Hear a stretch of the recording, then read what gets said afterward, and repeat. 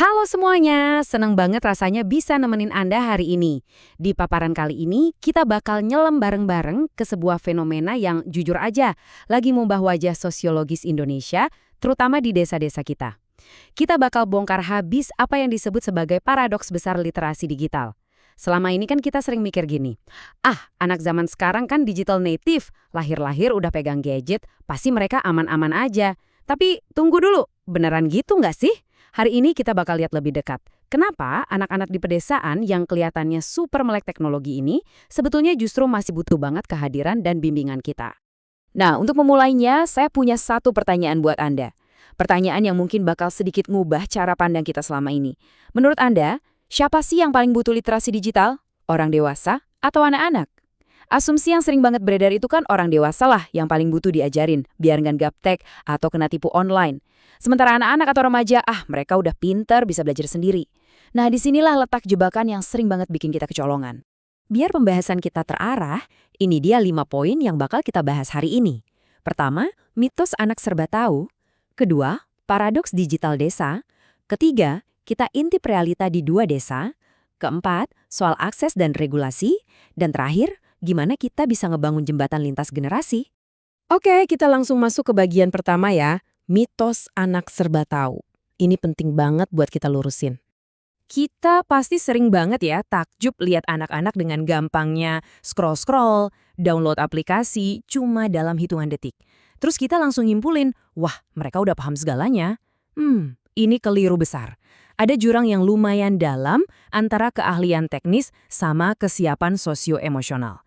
Betul sih, anak-anak di desa jauh lebih cepat belajar gadget dibanding orang tua mereka. Tapi keahlian pencet-pencet tombol itu nggak sama dengan kematangan mental loh.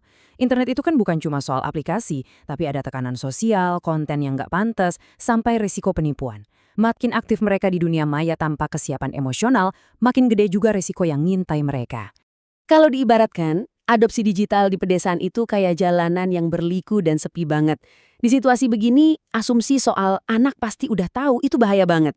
Kenapa? Karena banyak orang tua di desa yang ngerasa ketinggalan zaman, akhirnya milih mundur. Mereka nyerahin urusan digital ini 100% ke anak. Bukan karena mereka percaya penuh, tapi lebih karena mereka ngerasa nggak kompeten, ngerasa nggak punya ilmunya buat nemenin. Alhasil, anak-anak ini dilepas sendirian jalan di rute yang berliku tadi, tanpa ada pelindung sama sekali. Sekarang kita masuk ke bagian kedua, paradoks digital desa. Akses yang ada versus pendampingan yang minim. Coba kita bandingin. Gimana sih teknologi itu masuk ke pedesaan yang jauh dari kota besar? Bedanya tuh kerasa banget. Di kota, adopsi digital itu prosesnya bertahap. Anak-anak tumbuh bareng internet dengan support sistem yang kuat dari orang tua, guru, dan lingkungan yang emang udah melek digital duluan. Tapi di desa, kedatangan internet itu seringkali kejadiannya mendadak banget, ibarat petir di siang bolong. Tiba-tiba masuk sinyal dan anak-anak langsung nyambung ke dunia tanpa batas. Tapi mereka terisolasi dari pendampingan. Nggak ada tuh komunitas orang tua yang asik tukar tips parenting digital atau guru yang khusus dilatih soal keamanan siber anak. Mereka benar-benar sendirian menjelajah ruang maya yang luas dan kadang kurang ramah ini. Untuk masih gambaran seberapa masifnya hal ini, coba perhatiin angka dari BPS tahun 2024 ini. 80,32%. Yap, lebih dari 80% peserta didik usia 10-24 tahun udah pakai internet dalam 3 bulan terakhir. Ini nunjukin kalau konektivitas itu udah benar-benar mendarah daging di keseharian anak muda kita. Nggak peduli seberapa pelosok tempat tinggal mereka. Tapi tunggu dulu. Angka konektivitas yang tinggi itu jangan sampai bikin kita lengah. Pertanyaannya, buat apa sih internet yang udah ada di genggaman itu? Disinilah letak paradoksnya. 90,76% menggunakannya murni buat hiburan. Sementara yang pakai buat belajar online cuma 27,53%. Jadi akses yang luas merata itu ternyata nggak otomatis berubah jadi kegiatan yang sifatnya edukatif. Tapi guys, kita juga nggak bisa seenaknya nyalahin anak-anak soal ini. Ada realita kehidupan desa yang jarang terekspos, beban yang diam-diam mereka pikul. Data BPS ngungkapin kalau sekitar 34,82% dari anak-anak ini masih harus repot ngurusin urusan rumah tangga, 7,42% bahkan udah ikutan kerja. Dan sedihnya, angka putus sekolah paling tinggi ada di level SMA-SMK di angka 1,02%. Kenapa ini relevan? Karena anak yang udah kecapean ngurus rumah atau kerja, otomatis nggak punya sisa waktu atau ruang aman buat eksplorasi edukasi digital. Belum lagi yang putus sekolah, mereka otomatis kehilangan satu-satunya ekosistem pendampingan formal yang bisa bimbing mereka di dunia maya. Nah, di bagian ketiga ini, mari kita turun langsung ke lapangan dan ngelihat realita dari dua desa yang berbeda. Kita mampir dulu ke Desa Reje Payung di Kabupaten Aceh Tengah. Bayangin suasananya. Warga duduk-duduk bareng di teras, tapi semuanya asik nunduk natap layar handphone masing-masing. Waktu siklon tropis Senyar ngelanda di November 2025, desa ini sempat putus kontak hampir 2 bulan. Begitu internet nyala lagi, apa coba yang pertama kali anak-anak cari? Bukan materi sekolah, tapi media sosial. Mereka butuh hiburan, butuh kabar. Dan jujur aja, ini manusiawi banget sih setelah ngelewatin masa trauma yang berat. Tapi, kejadian di Reje Payung ini nggak sih kita satu pelajaran telak. Konektivitas tanpa adanya pendampingan itu cuma bakal nyiptain ruang kosong. Dan ruang kosong itu dengan cepat diisi sama hiburan instan, bukan koneksi yang maknanya mendalam. Nggak ada orang dewasa atau guru yang narik mereka sebentar buat ngobrol, merefleksikan cara pakai internet yang sehat buat healing pasca bencana. Akhirnya, anak-anak ini yang ngeproses emosi mereka sendirian aja di depan layar. Dampaknya apa? Kelihatan jelas dari survei Utoyo di Desember 2025 buat area yang kena bencana tadi. Cuma 35,5% remaja yang kepikiran buat ngecek sumber resmi kalau dapat info simpang siur. Yang lebih ngeri lagi, 16,1% ngaku lihat langsung tetangga mereka main judi online. Dan 45,2% pernah dengar itu kejadian di sekitar mereka. Ini bukti nyata loh, kalau kita nggak ngajarin critical thinking, ruang digital itu gampang banget berubah jadi sarang hoax dan perilaku berisiko.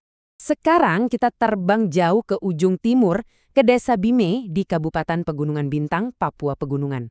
Ceritanya beda, tapi tantangannya sama-sama berat. Tahun 2022, tahu-tahu ada menara BTS 4G dibangun di sana. Boom! Momen itu langsung nyiptain satu generasi pemuda digital pertama yang harus survive di dunia maya, murni tanpa panduan siapa-siapa.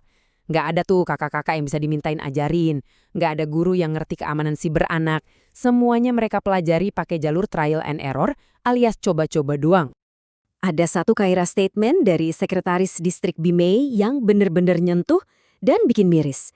Beliau bilang, warga yang lebih tua masih gagap teknologi dan edukasi menyeluruh tentang pemanfaatan internet belum pernah dilakukan.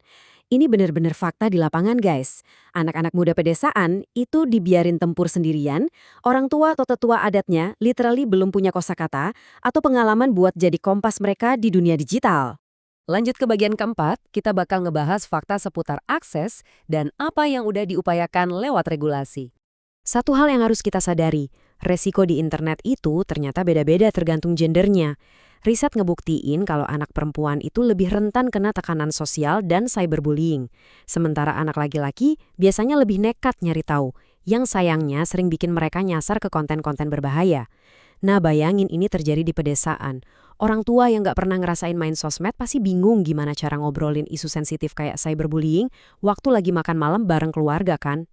Makanya, turunnya regulasi dari pemerintah itu penting banget. Kita punya yang namanya PP Tunas, alias Peraturan Pemerintah Nomor 17 Tahun 2025. Aturan ini bukan sekedar rentetan pasal teknis yang kaku loh. Ini adalah bentuk pengakuan resmi dari negara kalau anak-anak itu emang butuh pelindungan aktif dari kita semua. Mulai dari orang tua, sekolah, sampai platform digitalnya itu sendiri. Tapi, ya PR besarnya tetap sama. Gimana caranya nerapin aturan sekeren ini di desa-desa terpencil yang support sistemnya aja masih minim banget? Nah, ini dia, bagian kelima, puncaknya. Solusi yang bisa kita dorong bersama, jembatan lintas generasi.